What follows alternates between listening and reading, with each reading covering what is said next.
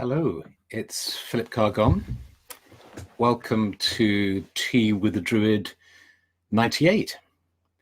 It's lovely to see you. We've changed the time in the UK, and so some people may not be arriving yet, but do say you're here, say where you come from. It'd be lovely to hear from you, and lovely for me to know. Daniel, hi from Germany. Lovely to know that the sound is working. Hello, everybody from France, from Marianne. Fantastic, sophrologue, fabulous. Good, how lovely to see you. Well, first of all, I'd like to say a big thank you to Kerry and Emma for doing the last Tea with the Druid sessions while I was away. It was just, they were wonderful. It was wonderful to hear Emma's story and meditation, and wonderful to hear Kerry talking in her meditation as well. Beautiful. So lots of people piling in from Ardnamurchan in Scotland, and Aotearoa Adi from New Zealand, and Lauren from South Africa, Colorado, Vashon Island, which I think is in the States, if I'm not mistaken, Michigan. Great, great, lovely to see you. So welcome to everybody. So what I wanted, if you hear some bangs and crashes, don't worry, there isn't a riot going on outside. I live in Lewis, which is a town famous for its festivities on Guy Fawkes. And tomorrow the town will be full of people and they'll be banging and crashing. If I was doing this broadcast tomorrow, you wouldn't be able to hear me. There's fireworks going off everywhere, huge bonfires around the town. But some people can't wait till tomorrow, so they're letting them off already. They're letting fireworks off already. And of course, in the Northern Hemisphere, this is the time of Samhain, the time where autumn and winter are starting to meet, a liminal time. And in the Druid and Celtic traditional, liminal times are really important. So you have these four Celtic fire festivals, as they're called, of Samhain and Imbolc and Lunasa and Beltane, Bealtaine, and they are where the seasons transition. And so the leaves are turning golden outside.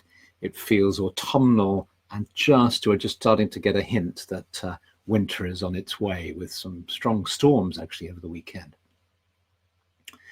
And there's a very interesting feature about Samhain that I'd like to explore with you today, which is its relationship to time. There's this idea in Samhain that it celebrates, there are lots of people piling in. Great to see Janet from Lincolnshire, Julie from Windsor, hello, and Cassandra from Switzerland, hi. There's this special way in which Samhain gives us an opportunity to experience no time, a dissolution of time. And that is marked by some opening words that we use in rituals that I'm going to share with you this evening. They're just so lovely, I think. And the Samhain ceremony that we do in the order is framed in this way. It starts off with an older person and a younger person. So this idea of age and youth. And they're sitting by the fire. When we do it in our house, we have a log fire burning. And we have the oldest person sitting there and the youngest person, and they have a conversation. And in this conversation, the old person talks about how it is a time of no time. And for 3 days, it will be a time of no time. So, of course, you notice straight away the paradox that the time of no time is being defined. And that points to the mystery of being, of course, because we are beings in time, but also in a profound way out of time. And that is such a powerful key in, I think, our understanding, is if we can really connect to the timeless part of ourselves, connect to the level of reality that exists outside of linear time, then we are touching into, if you like, the source, or perhaps we could say another level of consciousness, another level of reality that is healing, that is redemptive. And by redemptive, I mean saving. And by saving, I mean this. When you look at so many problems, time is the problem. If all of us are going to die, if we've received a terminal diagnosis, then time is very much present to us. We are aware of time and its passing and of transience. And with climate change and all the threats to the environment, we are aware of that time is running out. People talk about time is running out. The time has come for us to address these problems. There has never been a time like this on this planet, and so on. There is no time left, and so on. So when I say redemptive, I mean, what I mean by that is that if you go to the level beyond time, a whole other reality pervades. And this isn't a denial of the reality of linear time, of the experience of linear time, because things do happen. You see a seed is planted in the ground, it grows, it flowers, it fruits, and it dies. And that is real. And yet, somehow, there's this other level of experience which tells us that that's only one plane, one reality, and that there are other realities. And so in Samhain, what happens is in the cycle of festivals around the year, it's as if at Samhain, a doorway is opened between these two levels of the timeless and the time-bound. So in a way, it's unique in that sense. It's why it's one of the most powerful ceremonies, I think. It's one of my favorite ceremonies because of that doorway that it opens. And because it opens that doorway, it's also a time that we recognize and salute and greet and send our love to those who have died, those who've gone out of the time-bound world into this other reality, onto this other plane. And so what we do in the Samhain ceremony in the Druid tradition is we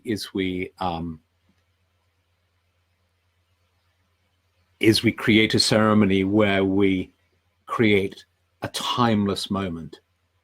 The heart of the ceremony is when we enter the timeless world. And it's talked about as 3 days and 3 nights. And of course, if one had the opportunity, it would be quite wonderful to do a 3-day, 3-night retreat where one entered with ritual and meditation and ceremony this timeless world very consciously for 3 days. But we sort of collapse those 3 days and 3 nights of timelessness into the central part of the ceremony. And in that, we also greet those who've gone before us. So what I thought I'd like to do for this evening is to read you the words of that the opening of the ceremony, and then I've lit a candle. You can see the candle here that I've lit, and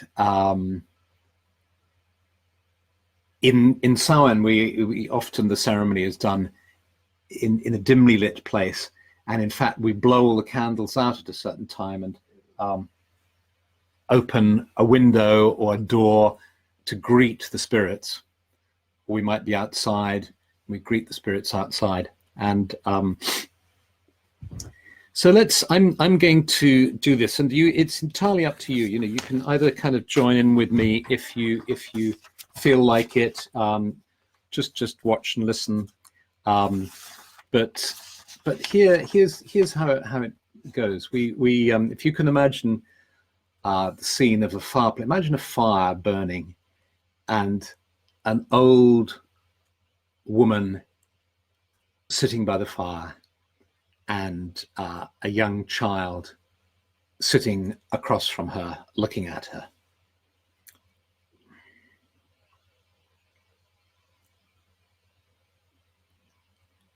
And The dialogue in the ceremonies that we use is much, much longer. This is actually an abridged version that I'm going to read to you. The hearth fire burns brightly on this night, and we share in its warmth. But the nights of Samhain are drawing in time. The nights of Samhain are drawing in time. The mists of this world rise, and through them we feel the other world closer. The old year is dying away, and the dark months approach.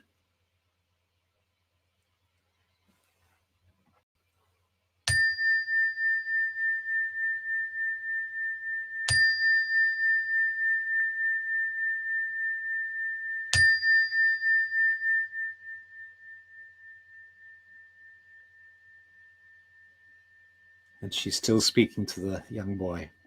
At Samhain, the invisible wall which time alone raises between the span of the living and the realm of the dead is abolished, whilst 3 times the sun, the eye of the world, throws his brilliant glance from east to west, whilst 3 times darkness comes again over our lands. Then and then alone time is reborn. The invisible wall is raised anew, and then alone begins the new time.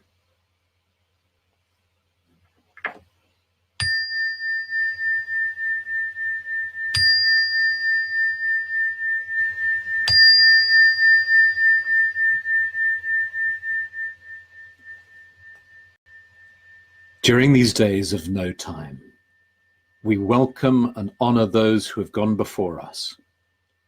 We ask for their aid and counsel. We remember them with our love, and we pray for their lives and journeys in the great unknown. May each of us guard carefully within our hearts this ceremony of the ancestors.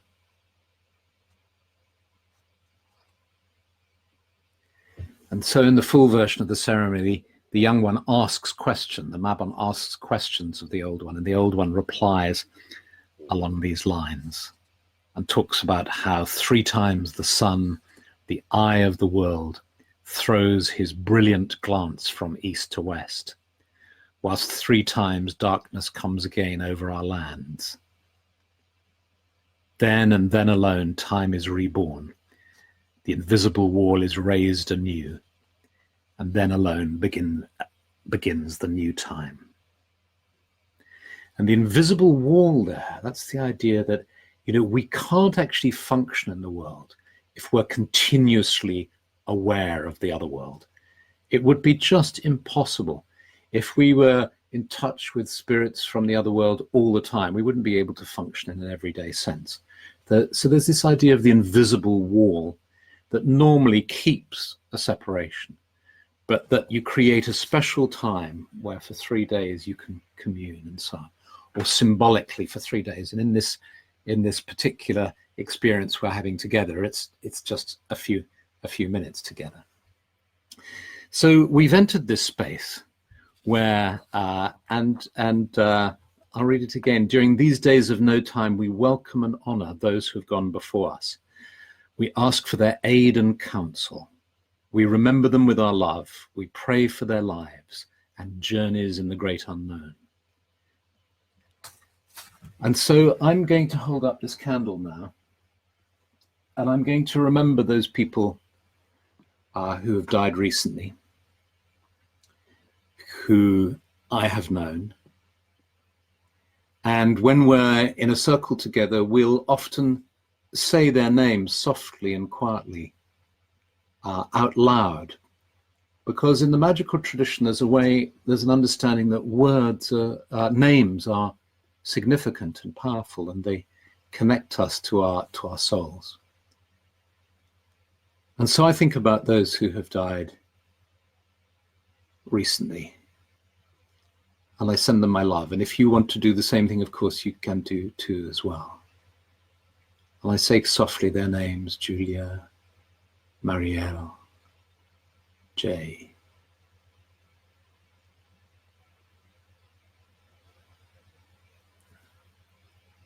And I send my love And I say a prayer that we use these in this prayer in Druid funerals, but also on cards that we send to people, to families, when someone has died. Dear departed one, dear departed ones, may your journey to the Isles of the Blessed, to the fields of bliss, to the land of freedom and splendor, be swift and sure. May the light be your guide on the journey. May the blessings of the spirits of North and South, East and West be with you. May the blessings of the Lord and Lady of the animals and the woods, the mountains and the streams be with you.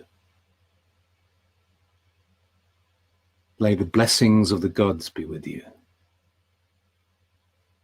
By the beauty of the fields, the woods and the sea, by the splendor that is set upon all that is, we send you, dear departed ones, our love and blessings.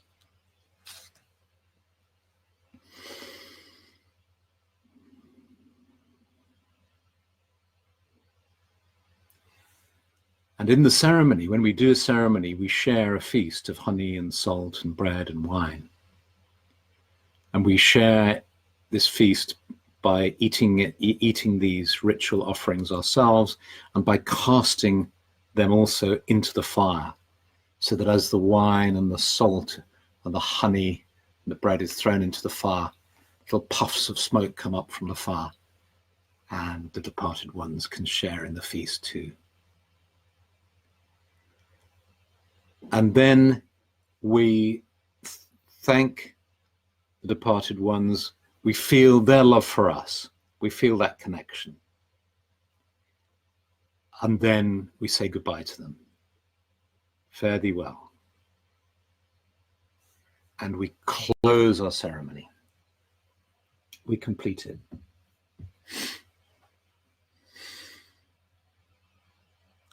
And so to finish our experience tonight, I would say a blessing on the land, a blessing on our lives, a blessing on the lives of all those who have departed before us into the great unknown, a blessing on our lives in time now and in the timeless world too.